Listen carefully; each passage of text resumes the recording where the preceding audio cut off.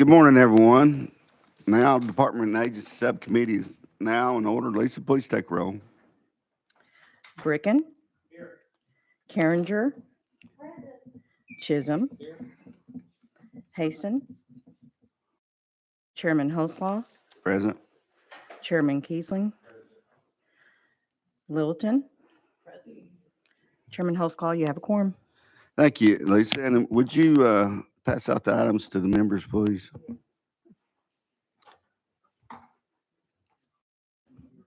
You're going to find out.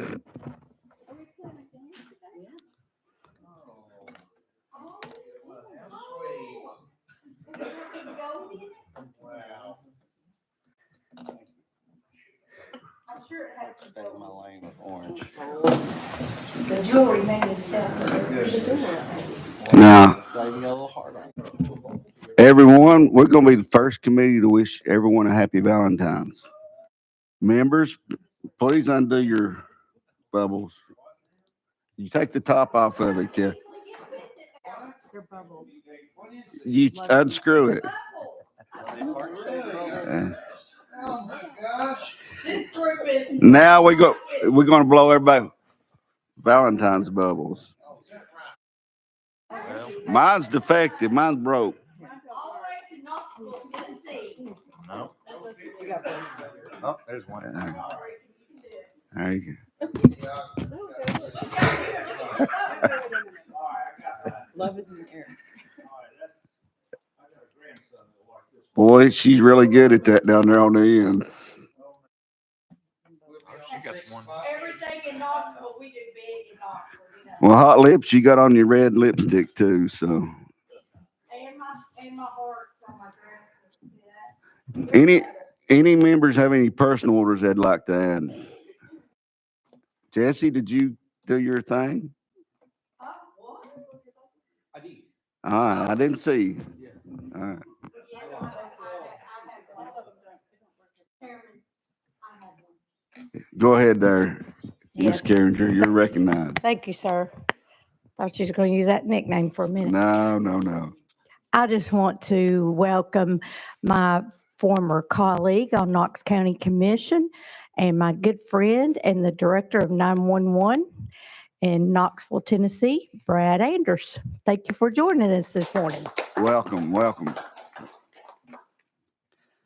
Okay, and we do have a calendar to take up, and I'll update everybody on what's going on with the calendar so you know what's what. Number 3, HB 1201 is off notice. Number 4, HB 2774 is rolled 1 week. And number 5, HB 2314 is off notice. So that brings everybody up to date on what the calendar is for this committee. Having said that, we're on HB 1684 by Lambert. We have a motion and a second, and I see no amendments, so you're properly before us. Thank you, Mr. Chairman and members of the committee. And I will tell you, I just came from the budget committee next door, and they're nowhere near as fun as y'all are, Mr. Chairman. So it's very somber over there. They don't have any bubbles, that's for sure. Yeah. So this bill comes to us from the administration, and really what it builds upon is in 2021, Congress passed and President Trump signed into law the STORM Act. That's safeguarding tomorrow through ongoing risk mitigation. That allows for certain federal funds to be drawn down by our local communities that go through tragic events. This would have an impact here in our state of about $384,000 a year, and it creates a revolving loan fund for TEMA and our local communities to be able to, again, draw down federal funds to help in certain natural disasters. And Mr. Chairman, I stand ready for questions. The thing that I like about it, I think it's proactive versus reactive. Yes, sir. Any members have questions, comments? Representative Bricken, you are recognized. Thank you, Mr. Chairman. I think it's a great bill, but I do have a question about the 5 new positions that the state has to bring on board. Are those 5 positions totally related to the management of this grant money, or are they for another purpose for TEMA? You are recognized. Thank you, Mr. Chairman. Those are Emergency Management Specialist 3, and from my understanding, they are to affect this particular revolving loan fund. So I believe they are limited to this, and I'll make sure the administration, some of their folks follows up with you on that. But that my notes have that they are specifically to administer these particular grant funds. And as the chairman said, in preparation and mitigation of emergency events. Okay, well, I mean, I guess, obviously, we hope we'll get the matching funds, but this does, if we aren't successful in receiving our matching funds, does these positions go away? I guess we'll get into that a little bit. You are but- recognized, Yes, sir. leader. So it is, if we pass a bill of this nature, I can't say that it is automatic that we will be able to draw on funds, but it is extraordinarily likely that we would. I mean, that's what they set this up for to begin with. I actually wish we had done this a couple of years ago, but it is extremely likely that we'll be able to draw down funds. Other Thank you. questions, comments? Seeing none, we're voting on HB 1684. Those in favor say aye. Opposed? Ayes have it. You're moving on. Thank you, Mr. Chairman, members of the committee. Brings us to HB 2880 by Chairman Todd. Have a motion and a second. There's no amendment, so you're ready to roll. Thank you so much, Mr. Chairman and committee. This is really a language cleanup bill to make a biological change, if you will, in the law. Right now, in our code, we mention poisonous snakes, poisonous reptiles, and in the state of Tennessee, we don't have any of those. We have venomous reptiles, and so that's all it does is cleans that language up and makes it more biologically appropriate. Do you want to distinguish the difference between poison and I'd be glad to. please? Thank you, sir. So something that would be poisonous would be secreting some kind of poison on its skin or exterior or within the meat, let's say. So if you ate it, if you touched it, it would be poisonous to you. But venomous, as we have in Tennessee, venomous snakes would have to inject the venom through fangs or something like that. Good explanation. We have questions, comments? Seeing none, we're voting. Call for the question. Without objection, HB 2880. Those in favor say aye. Opposed? Ayes have it. You're moving on.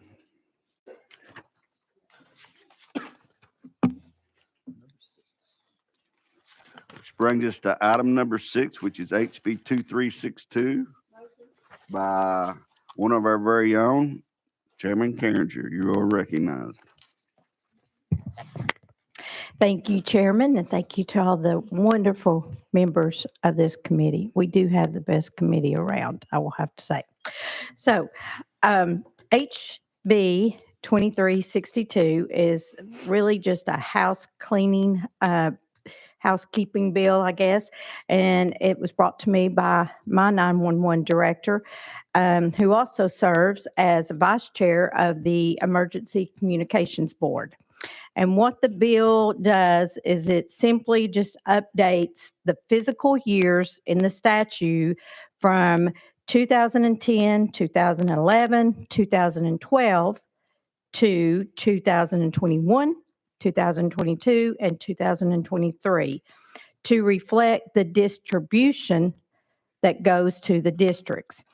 It's simply just an update and does not change any distribution. So there's no physical note.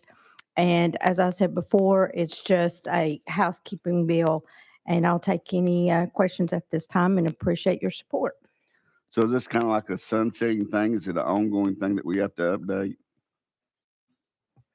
This is just kind of cleaning it up to where now they will know, to be able to know how to distribute it without having to come back and ask us to change it in the statute. Other questions, comments? You are recognized, Chairman Brigham. Thank you, Mr. Chairman. It's nice that someone else is carrying a 911 bill other than I. And this is needed. I certainly agree. There's a lot in the 911 statutes that needs to be updated. This is just one of them. And down the road, you'll probably see me lift some legislation more to get 911 in an improved situation. I would like for all of us to know for our own 9-1 districts, if moving these years up, which certainly are needed to do, how it would affect the revenue distribution to our own 911 districts. So I certainly would like to get that information as this bill goes up to the next committee. So with that, Thank you. Anything else? Seeing none, we're voting on HB 2362 by Callender. Those in favor say aye. Aye. Opposed? You're moving on. Thank you, Chairman and members.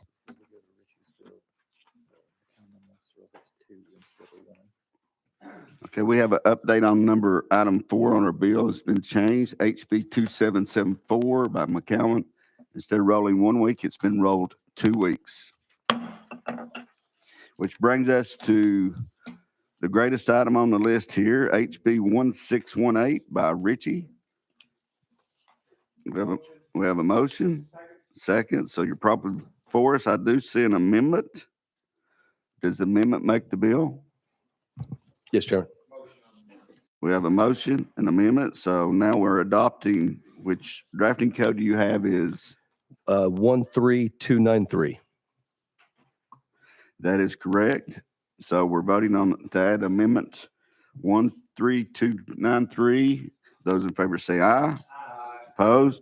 So the amendment's on the bill. You're good to go. Thank you, Chairman and committee. This bill is a pretty simple bill. Currently in the state of Tennessee, landowners on private property can place bait out in their backyard for whatever type of animal or critters that they end up wanting, especially what this bill is targeted when it comes to deer or hog. Has nothing to do with waterfowl or anything else. We just amended that to distinguish only deer and hog. There's no problem with placing bait out. Everybody in this room can go home and put a pile of corn out, and that's completely legal to feed the deer and to feed the hogs all year long. But currently we have a regulation from TWRA that you cannot hunt over that corn or that bait within 10 days of it needs to be removed within 10 days of a hunter being able to hunt over that bait. When we end up looking at the other states that touch us, we've got 8 states. 6 of those states allow this in a form is where you can hunt over top of bait on private property. This does not touch public land, has nothing to do with waterfowl, has nothing to do with wild turkey. It is specifically for deer and hog. And the purpose is to be able to allow people on private property to be able to hunt over bait on their own property. We have so many issues where we have large landowners who are fortunate enough to be able to plant large food plots and other items to be able to go out and hunt. And in an industry to where we have hunters declining year after year across the entire country, but here in Tennessee as well, we need to do something to be able to make folks that have smaller tracts of land that want to be able to hunt in their own backyard, whether it's an acre, 2 acres, 5 acres, the ability to be able to go out in their backyard and enjoy one of the state's resources that we have, which is deer and hogs that are walking around. There's a Facebook group page that has 84,000 members in it. And I reached out to them over the summer and I said, if there's one thing that is in the regulations with TWRA that would be your #1 wish list, what would that particular change end up being?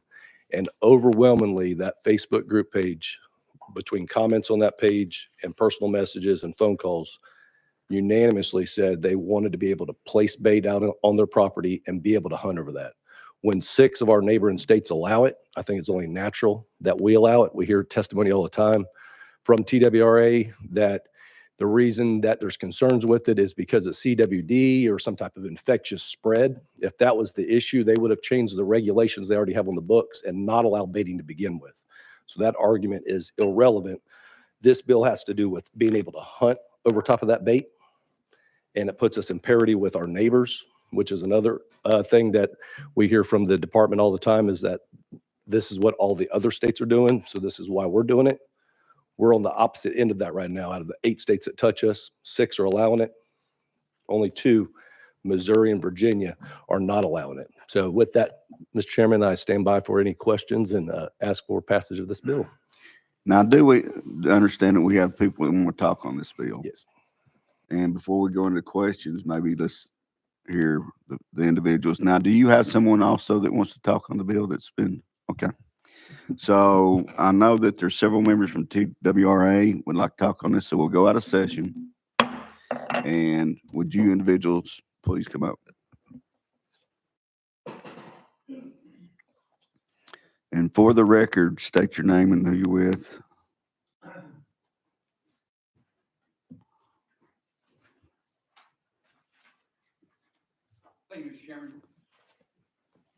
Thank you, Mr. Chairman. My name's Mike Bell. I'm the Legislative Director for the Tennessee Wildlife Resource Agency. And to my right, we have Mr. Dan Grove, who is our CWD specialist, Dr. Dan Grove, I should say. And then to his right is Mr. Jason Maxedon, our Director of our agency. Okay. And if it's all right with you, we're going to let Director Maxedon go first, and then Dr. Grove, and then I'll close, and we'll be hopefully prepared for any questions you may have. Okay. All right. Thank you, Mr. Chairman, members of the committee. Thank you for allowing us to come in and speak before you today on this matter. This may seem like a straightforward vote on hunting over bait today, but for us, this is a vote that could jeopardize wildlife disease management for generations to come and cost the state and licensed buyers millions of dollars in reactive management. The economic impact that chronic wasting disease has caused in Tennessee is a stark warning against removing the preventative measures in place that slow the spread of wildlife disease. TWRA is Move a little now. closer to your mic so everybody can hear you and they can hear you. Is that on better, tape. sir? Yes. All right. Flip it up there a little bit. There you go. TWRA is now spending upwards of $1.5 million to fight chronic wasting disease, including about $500,000 on sampling so that hunters have information they need to decide what to do with that animal once they harvest it. And that's just what we're spending. The economic impact to landowners who lost hunting leases, especially in Fayette and Hardeman counties and their communities, further magnifies just how critical this decision is today. The science is clear. Baiting contributes to the spread of the disease because it brings deer together at a bait pile or feeder where bacteria, viruses, and parasites can be transmitted. Even though this bill is limited to hunting deer over bait, the threat posed by this bill would affect many other species. If allowed to pass, the spread of CWD could reach our elk herd in East Tennessee. Alpha toxins found in high rates in bait corn could decimate turkey, quail, and waterfowl populations. Raccoons feeding at bait sites could be spread rabies at a higher rate. And Tennessee cattle farmers would be at risk of brucellosis and tuberculosis, which is spread from deer to livestock. Feeding wildlife already contributes to these issues. It is allowed to feed outside of the CWD zone. It is allowed to feed outside of hunting seasons. That is not something that we would want to continue. We would love to see that be able to be stopped. But if you allow baiting, this will cause an increase in the amount of feed put out there on the landscape. And we know these issues will continue to grow in scale and scope until we cannot keep up with the available funding and staff to be able to battle this. In addition to disease, there's also ethical concerns to take into consideration. I won't dive too deep into that, but many of us don't want to see youth and children hunting over bait for ethical reasons.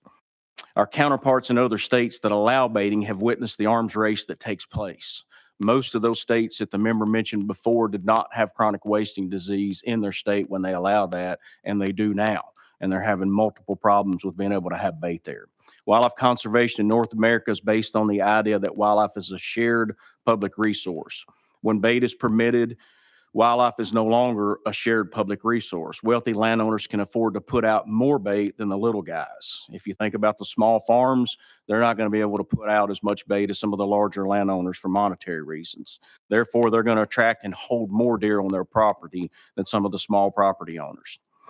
In addition, if your only place to hunt is on public lands where bait is not going to be allowed, like many of your constituents, it's going to draw, if private landowners put bait out on their property, it's going to draw these animals off of public lands where these folks are able to hunt, Okay. therefore resulting in You're under a conflict. time constraint, so you're. I Wrap got it up. one or two more points and I'll get done, sir, real quick. We understand that basically this bill wants to help the average Joe to be more successful, but baiting just does not accomplish that. Our deer population is large enough. What we know right now is we have very liberal bag limits. In fact, in most areas, you can kill 3 deer per day. The average person is only killing 1.8 deers. The average person is very successful doing that without bait. Last thing, if this committee is serious about fighting the disease in Tennessee and managing wildlife populations to be sustainable for my grandkids and yours, then we ask that you maintain the current ban on baiting. Thank you, sir.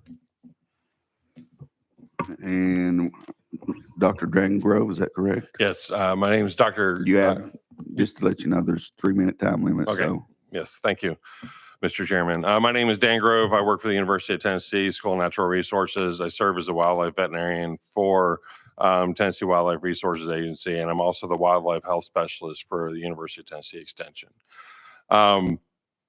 Just to reiterate some of the things Director Maxton did a great job of covering and hitting all the high points. Whenever we're referring to feeding and baiting from a disease perspective, they're the same thing. You're artificially congregating wildlife in one area. Our real issues are whenever those diseases are spread amongst the wildlife, they also then can spill over to domestic animals as well as potentially into the human population. Just, in the last 2 years here in the state of Tennessee, we've been dealing with avian influenza outbreaks in our domestic poultry barns. That has led to over roughly between $40,000 to $151,000 per individual producer cost to the producer just fighting that one disease that was a spillover event from wildlife to domestic animals. Nationwide, though, that total cost has been $1.2 billion that the USDA has had to invest in these spillover events just in the last 2 years with that one single disease.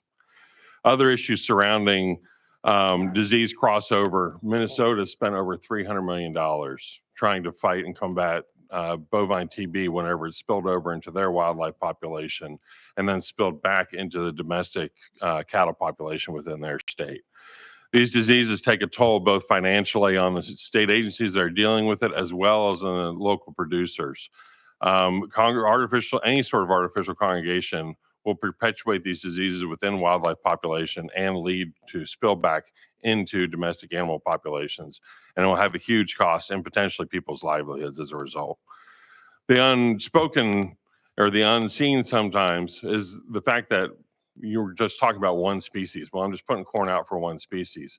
The reality is every animal that can potentially use that as a food source that lives in that area is going to be drawn into that area.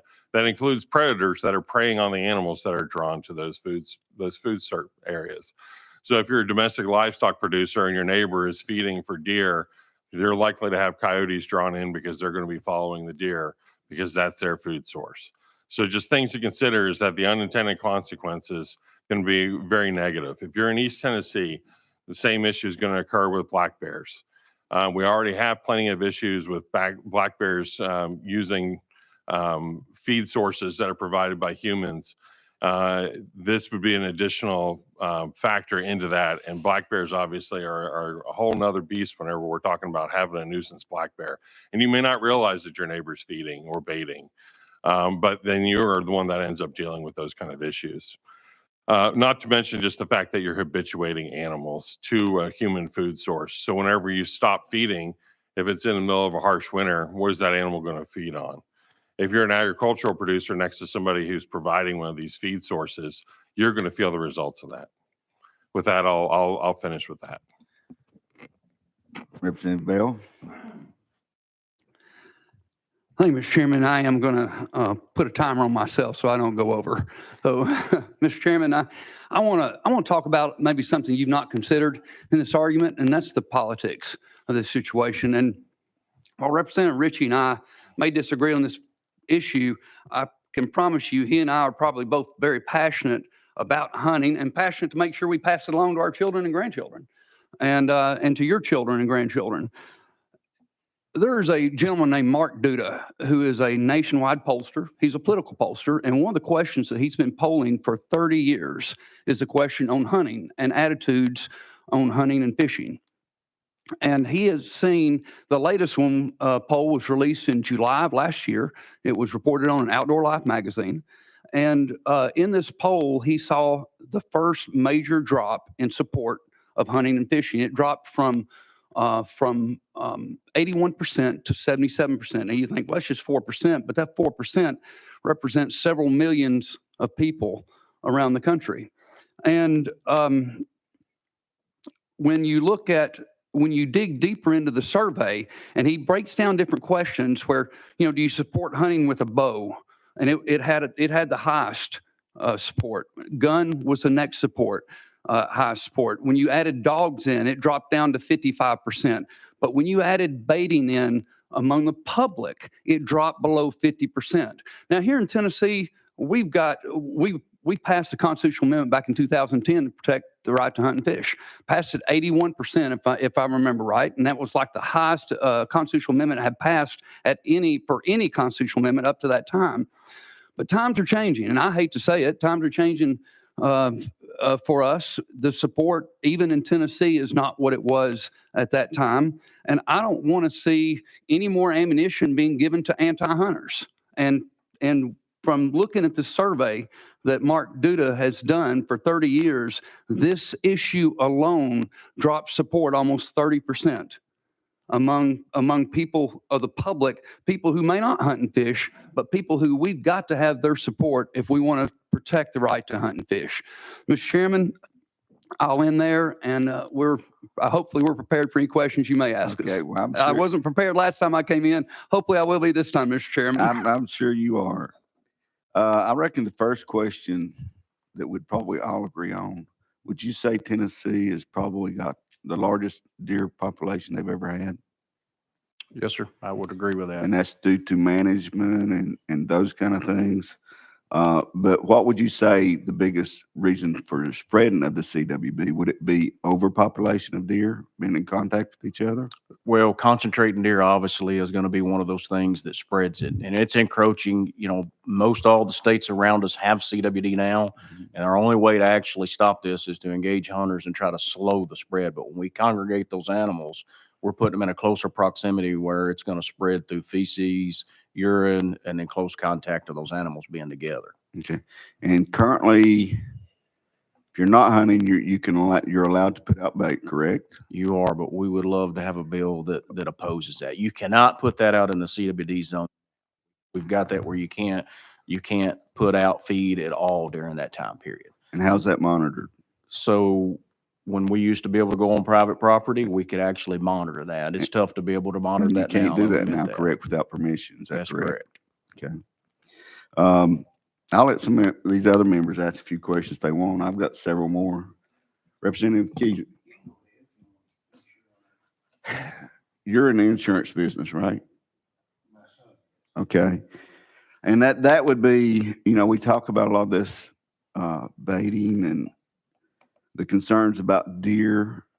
My concerns about humans, because if you look at the cost of insurance and lives due to deer, everybody thinks a snake, a bear, but the deer is the greatest threat to the human of any animal we got today. And I don't know if you can back that up over there, Chairman Kiesling, at all. But I'd like to see some numbers on what it costs in insurance, millions and millions of dollars. So that's one big concern I have. Other questions? Y'all gonna be quiet. Representative Chisholm, you are recognized for the first time this evening. Yeah. Thank you, Mr. Chairman. Do you have any instances where wild animals congregating has in turn made humans sick due to the mixing of these different animals on a food plot? Specifically here in the state of Tennessee, I've only been here for 5 years. I can guarantee you, though, that when you're talking about these kind of things, anytime you artificially congregate wildlife, rabies is a big concern, especially with carnivores. There's a huge program in East Tennessee where the aerial baiting program to drop rabies vaccines to try and prevent the rabies spread from the eastern side of the Appalachians over. Those kind of areas have led to where animals have congregated, have led to the spread of rabies to other carnivore species, where there's been artificial feeding and things like that. I actually just heard about an incident in South Carolina where a rabid bear was at one of these feed sites in South Carolina, and they are a state that allows baiting. And it actually got the rabies because of the raccoons that were visiting that site. And they would not normally be coming in contact with each other in the landscape, but they were going to a shared feed site, and the rabies spread to that bear as a result. So anytime there's a wildlife disease, there's always a potential that it got that from a congregation site. It's hard to say, was it specifically this site or that site? The diseases do normally transmit amongst wildlife at a certain rate. I mean, that is an inherent thing, but there are instances throughout the country where that is a regular occurrence. Representative Chisholm, you. Do you know of any instance where humans actually got sick because of this? Yeah, well, in terms of like rabies exposure, where if people are exposed to an animal, they usually get treated. And so the incidence of rabies actually in the United States is very low because it is recognized that when you're exposed to a wild animal, you get treatment.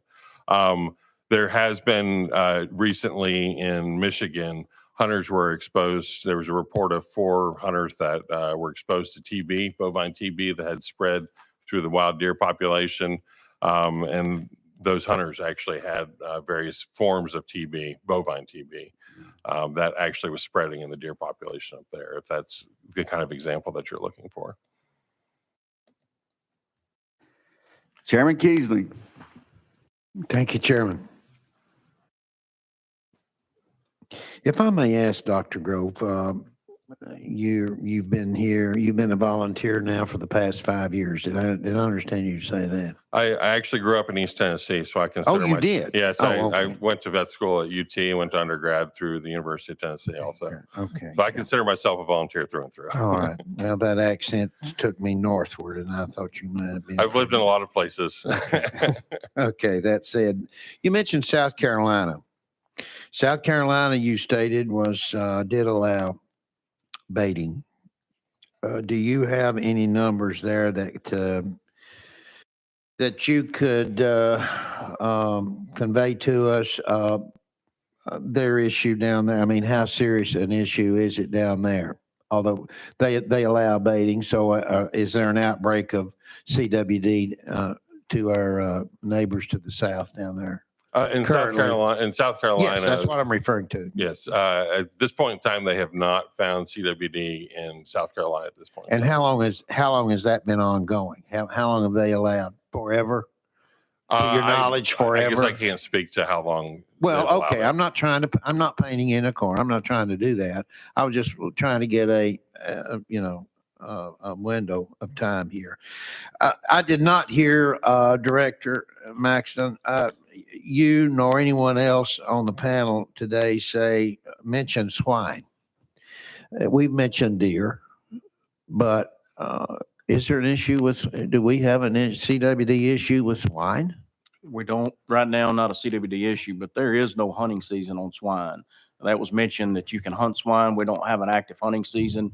And if you all remember, we engaged the General Assembly many years ago. This was a huge battle because people were bringing swine in from other states, turning them loose to run dogs on them to hunt, and they were depredating crops. We have done an excellent job in this state of battling that issue, probably one of the best in the South. And it's because we don't have a current hunting season. There is incidental take in some areas, meaning if you're out there deer hunting, hog comes by, you can't shoot it. This would be detrimental. This is going to draw hogs in, have people start hunting hogs over bait again, and they're going to destroy crops. This will be another thing that it will do to congregate them in certain areas.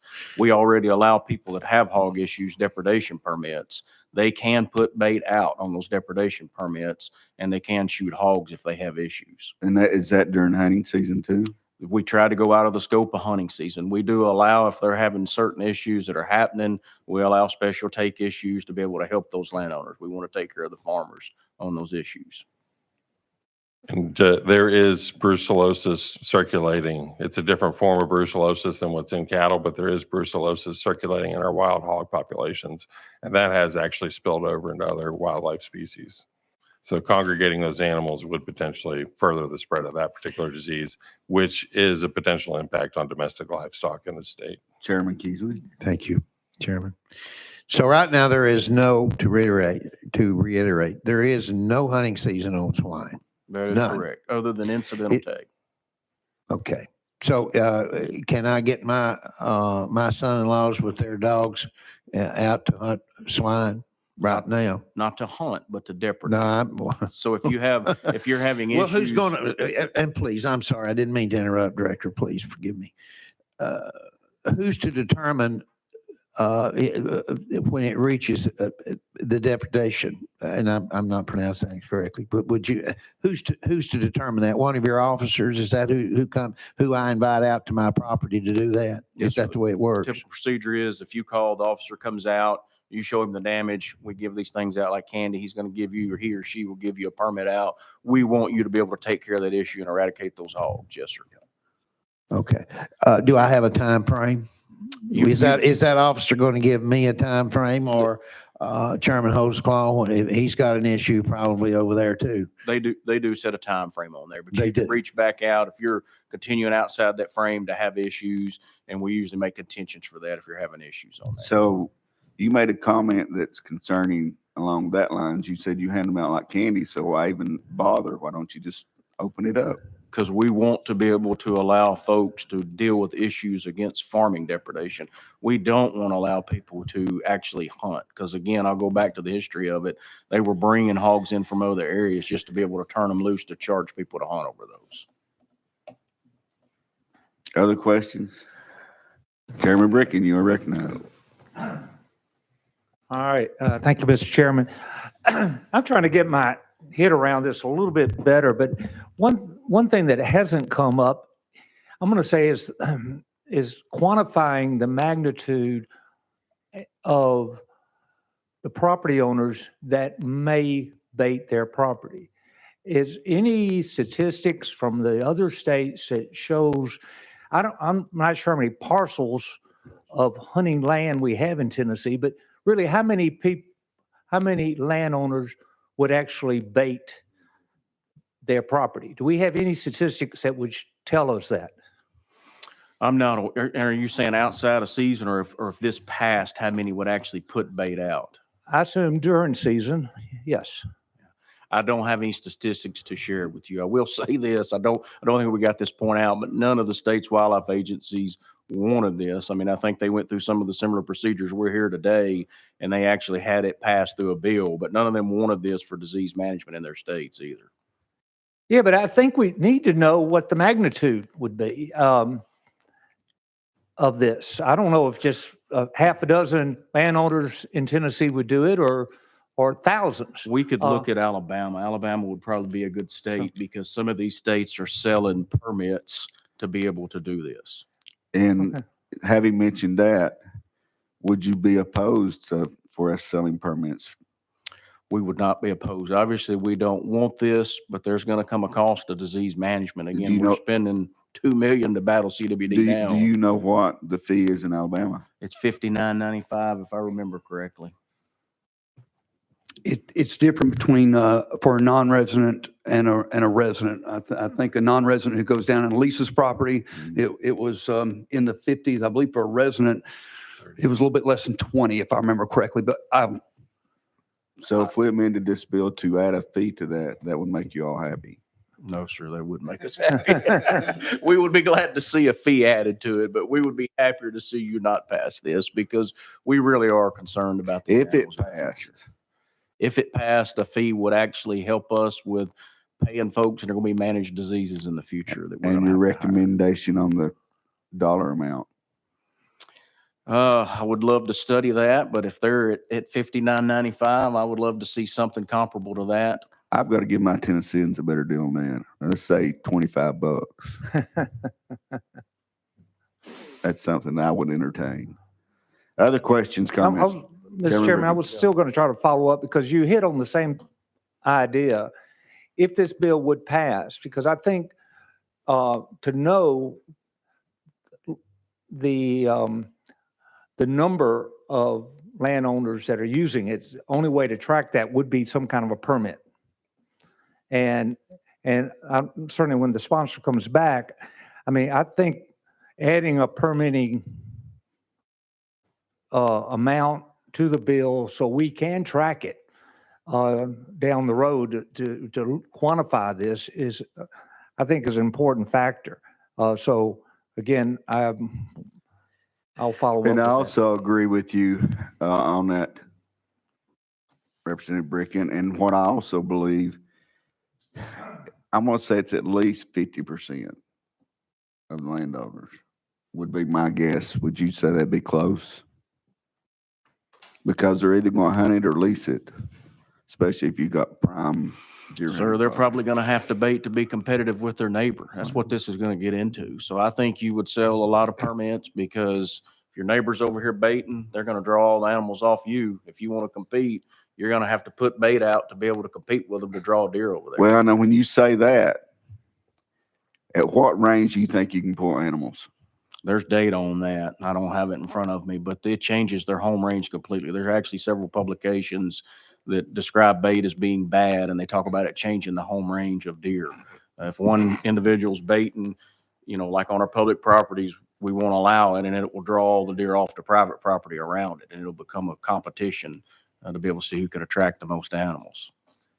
I've actually experienced that in other states. I worked in North Dakota, and they allowed baiting in North Dakota, and there became baiting wars where people were literally dumping loads of sugar beet. When I say a load, I mean a semi-load of sugar beets, pulling the deer onto their property away from their neighbors, and then just keeping the bait out to keep their neighbors from being able to access those animals.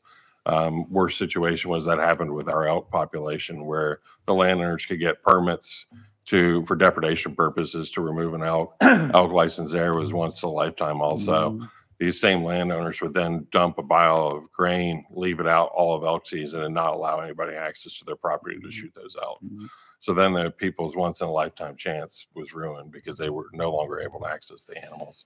And up there, the majority of landowners that hunted actually used some form of bait once they realized that baiting was legal. Representative Bricken. Got another question, and I'm not a deer hunter. If I was a landowner, could I put bait out or food sources throughout the year on my property Absolutely.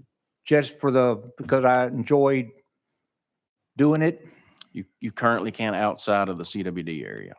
outside? And if I put it out, what is the timeline that I can or cannot hunt on it after I put bait out? 10 days prior to you hunting that bait has to be removed. Okay, so I have to wait 10 days. That's correct. All right, thank you.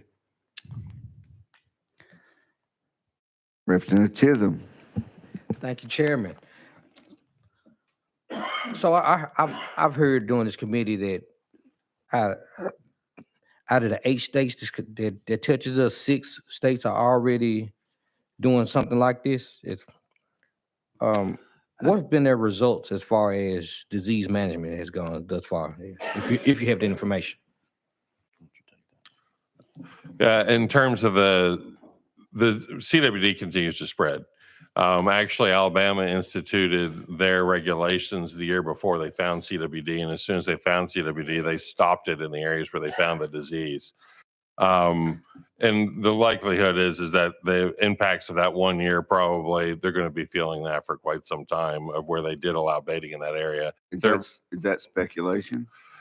Yeah, I mean, there's no way to prove 100% any of that.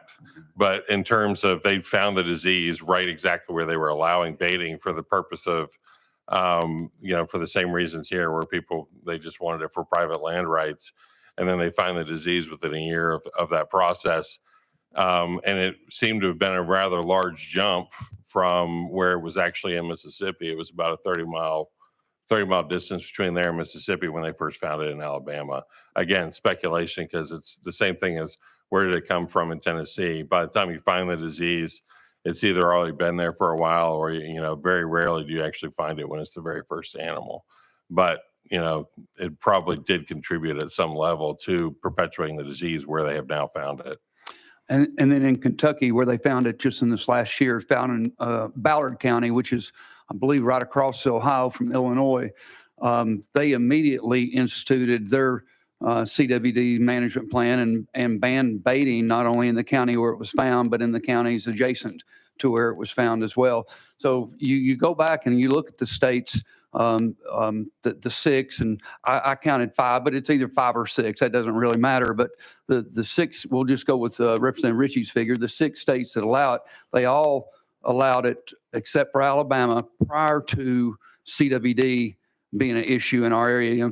CWD is quickly, and he could get in depth on this, but it was discovered in Colorado in the 60s, and it's just made this slow movement eastward. And one of the reasons it's not yet been found in South Carolina practically is it's just further east you can go till you get to the ocean. I mean, it's just slowly going that way. It's making incremental jumps. It jumped into North Carolina this last year. It's in Virginia as well. Those of us in East Tennessee want to feel we're a little safe from this disease. It's, I believe, 60 miles from Bristol in Virginia, and maybe 100 to 120 miles east of the Gatlinburg area in North Carolina. So it is incrementally coming in, and we're just trying to do what we can to slow it down. And we feel pretty strongly that prohibiting baiting where we're at right now is one of those tools that we can use to slow it down. And if you take this away, it's a tool that we have that we no longer will have. And, this is primarily a male sport, so I want to hear from one of the females. Chairman Littleton, would you please? Thank you, Mr. Chairman. I just have a question about the duck blinds and the dove hunts. Do they not plant crops for that before they have the duck hunt? And what is the difference in this baiting and baiting them? Because I think it's corn for the doves, is it not? And the ducks that they plant? You can plant those, but you can't manipulate a crop through federal. In other words, for waterfowl, you cannot go out and bush hog corn down. It has to be standing corn. And the difference is you're not congregating animals. Those animals will spread across the landscape. They may go up and actually eat obviously off of like a corn stalk, versus where if you pile that, you're going to be attracting those animals to a pile, and their saliva and everything's going to be going. If you've ever seen horses or cattle eat deer the same way, they'll chew it, it'll fall out of their mouth, and their saliva is dripping. So that's one of the major differences, is that federal framework doesn't allow you to go in and pile corn for ducks or be able to manipulate those crops for those. But deer do get into those cornfields, and so do raccoons. For a fact, they do that. Yes, ma'am. So, they and do. then there is debris on the ground from where they've been eaten. So what would be the difference? Well, it's spreading. I mean, the best way I can describe it is a food plot's another good example. I know that Representative Ritchie mentioned, but on a food plot, you're spreading them out. You're not congregating them in the same spot where they're defecating, urinating, and this is where we get the spread of the disease. It's really just drawing them into one specific area and attract them. There's a lot of research out there that's showing us that this is one of the most highly transmissible areas for CWD, is congregating them in that one spot, where if they're spread across a food plot, they're not having that nose-to-nose contact as much. Representative Littleton? But a deer or a coon can take down a whole garden full of corn in one night.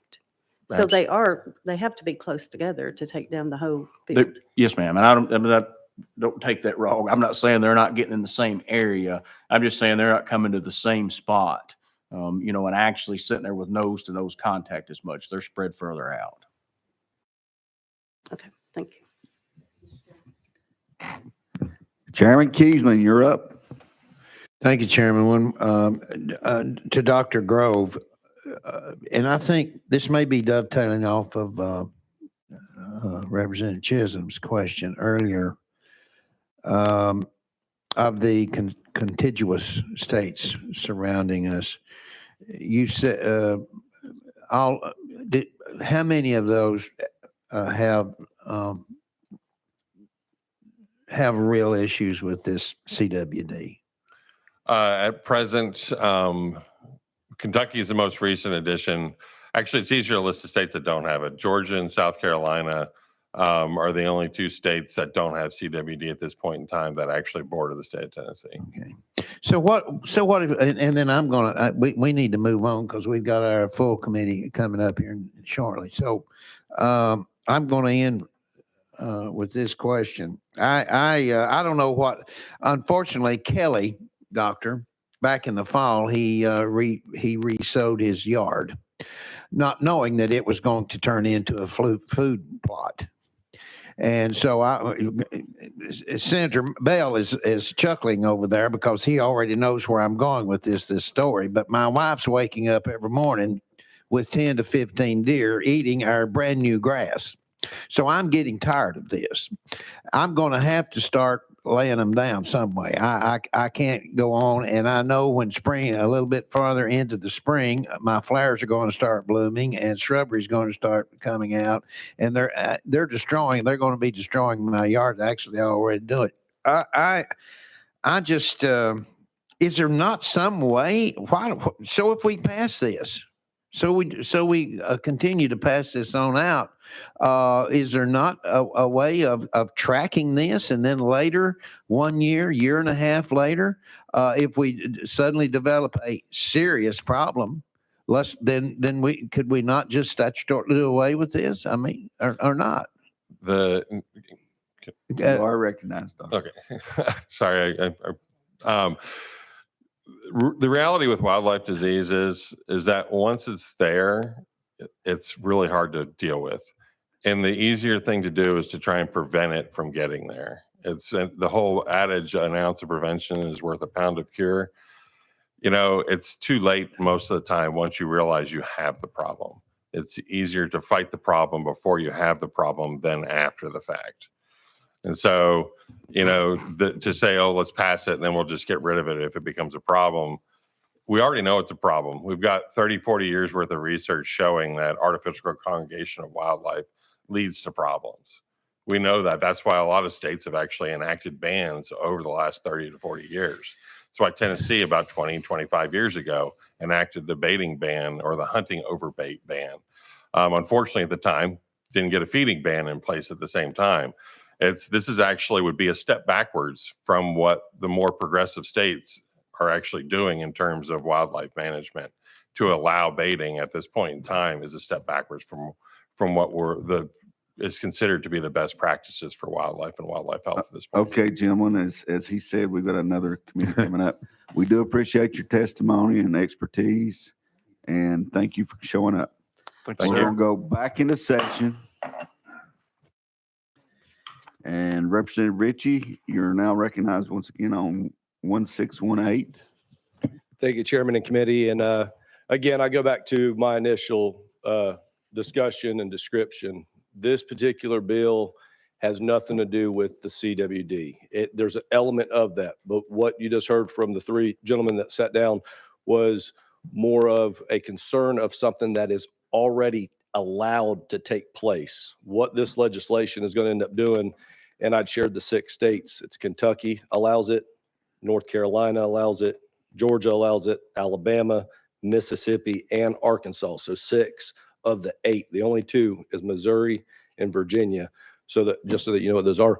But when we end up looking at it, going to the example of the 2019 bill that was passed down in the state of Alabama to allow hunting over bait down there, those deer in those area already had it. If they found that CWD within that year, it didn't miraculously come from somewhere else. It was found. We go back to what we just went through during the pandemic when there was no COVID testing available. Nobody knew whether they had COVID or not had COVID.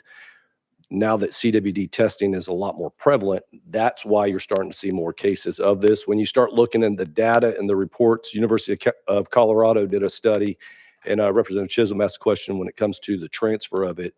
The volume of saliva that a deer would have to consume from a CWD positive deer is ridiculously high. It's a little above 20 ounces. So you take a 20-ounce bottle of Mountain Dew, whatever, that's how much corn would have to fall out of their mouth back on the ground for this worry, fear of what they're talking about. And at the end of the day, this bill's not doing this. All this bill is going to end up allowing us to do is hunt over bait, which you're already allowed to take it and put bait and feed all year long. So with that, Chairman, I stand by for any questions. Would you oppose to amend this to add a fee? So you said for a fee? For a fee. I'm not opposed to it. We studied the Alabama bill whenever it came in. The reason why I did not put that in there is I went back to personal property rights. If somebody's already paying for property taxes, they're already buying a hunting license, which they would still be required to buy a deer hunting license to be able to hunt. I feel that it would be encumbersome for them to have to actually then go and purchase an additional fee when they're already paying for their property taxes for their property. They're already paying for the feed to put out there to be able to hunt. They're already buying their hunt license, all the gear equipment, which all that goes into taxes, which comes back into revenue. So there's a lot of ways that comes back in already. I'm not opposed to it, but that's the only reason why I did not include that. Well, and my thinking is it gives them a little bit of traceability. If there's a issue found, and they can take that property and say, okay, you're off the list right now. You can't bait until something's figured out. Yeah. Again, I wouldn't be opposed to putting that in there. I didn't want to put it in there initially because I felt it was more of a personal property rights issue that we're looking at here. We're already allowed to feed all year long. So that's why I say the CWD argument that was shared, and I can talk in nauseating detail on that with you as well. But when we end up looking at that, that's not really the conversation with this bill. This bill is to get us in parity with 6 of our neighboring states that allow us to hunt over bait in those states. And there was I forget the data point when I think Chairman Kiesling had asked it, when it came to the number of hunters. Well, we got hunters declining. When we look at per capita, the state of Georgia, per capita amount of hunters had the largest amount of non-resident hunters out of any other state in the United States last year. And I believe they were number 2 the year before that. And I reiterate that I think one of the biggest problems in TWRA on this is with the single parent families, our hunters are declining and the deer are escalating. So it's definitely concerning. We'd touched on it earlier about accidents and insurance and human lives. So I value a human life a lot more than I do a deer's life. So with that,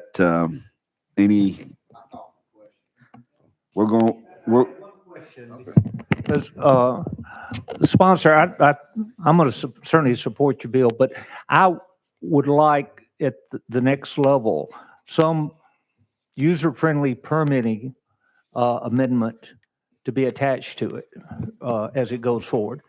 It doesn't have to even have a fee, but some reporting so we can know down the road how many people are hunting over bait. And I'll leave it at that. And I would add that we'd put a $10 fee, make it just something cheap, but at least gives them a mechanism to go back and research and fight some of this. Representative Chisholm, last one. Last one. Thank you, Chairman. Real quick. So that was a question about the concern of hunter perceptions of hunters. What do you say to that? It's more of there's a perception inside of the hunting. I'm in the hunting industry, and I share with everybody all the time because we have struggles in the hunting industry. Numbers are going down year after year. Every DNR, Game and Fish across the country realizes that. The industry feels it. Manufacturers feel that. When you end up looking at where that is, there's a lot of infighting. I share with everybody all the time. It's not the hunters it's not the anti-hunters that are the issue. It's the hunters who are the issue amongst themselves. Because what you end up having is somebody who hunts with a longbow thinks that's the only way that you should go out and hunt. Somebody who hunts with a compound says that if you're hunting with a crossbow, that's cheating or illegal. And then you hear from folks saying, oh, if you're going out there with a rifle, what's the sport in using a gun for long distance? Same thing on the bait. I grew up hunting with dogs as well. You hear that on the other side. So hunters are our biggest enemy in the hunting industry as an overall whole, because everybody is passionate about how they hunt. They're perfecting that trade, that skill. It takes a lot of skill. I shoot my bow almost every day at a very high level to be able to be accurate, to place that arrow where it needs to be at that moment of truth. So it is a true, clean, ethical shot that takes place. And I think every hunter that goes out there is that laser focused, no matter what tool they're using, whether it's a bow, a dog, if it's putting bait out to be able to help hold those on a very small tract of land. That was one of the questions that had come up. I think when it comes to the hunter perception, as far as for helping it, I feel one of the reasons why we have less hunters is access to land. Yeah, we've got a lot of state land that folks can go out and hunt on public land here in the state of Tennessee, but some folks might not be able to travel. And then a lot of times it's not posted well here. I know, especially over in East Tennessee, there's a lot of spots to where you don't know whether it's state property or private property. And now all of a sudden you're going to be armed trespassing and you're going to lose your hunting rights because it's not clearly marked and identified based off of lands because there's adjoining properties and things of that nature. We appreciate that detail. I think we've vetted this enough. I think everybody feels comfortable where they're at. What I would ask is let's look at drafting an amendment to where at least we get that traceability and maybe put a $10 fee on it just to help fund those issues. And I think that would make it a lot more palatable for everybody. Having said that, members, we are voting on 1618 by Richie. Those in favor say aye. Opposed? Looks like you're moving on, young man. And with that, it concludes. No, hey, what? Hey, where you boys running to? We ain't done yet. I got a comment. And what we're getting into now is personal orders. Ladies, pay attention. Representative Keesling, I know that you're always one up this on your committee. So I think this committee set the bar this morning. What you have to do, since it's Valentine's, I think you would look real good in some red lipsticks when you start your committee. Huh? That would be a one up, wouldn't it? Thank you, guys. Any other personal orders? Seeing none, without objection, we are adjourned.